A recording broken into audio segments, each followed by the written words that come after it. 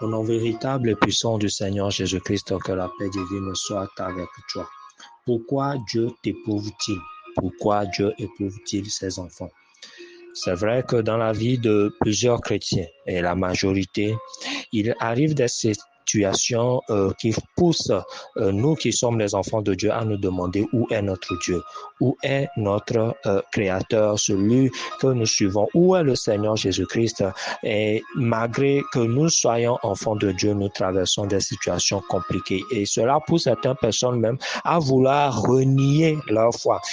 Pas renier complètement, mais trouver des mesures alternatives comme aller chez des charlatans, aller chez des marabouts, juste pour sortir de la situation, puisqu'ils ont tellement prié, ils ont tellement persévéré et ils n'ont rien vu.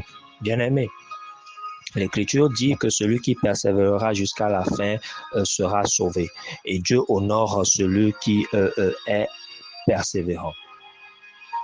Je prie que Dieu te donne le courage de supporter cela et que Dieu abrège ta souffrance et qu'il te donne la gloire, qu'il te glorifie, afin que toi aussi tu glorifies son nom. Deutéronome 8, verset 2 nous dit, souviens-toi de tout le chemin que l'Éternel ton Dieu t'a fait faire pendant ces 40 années dans le désert afin de t'humilier et de t'éprouver pour savoir quelles étaient les dispositions de ton cœur si tu gardais ou non ses commandements.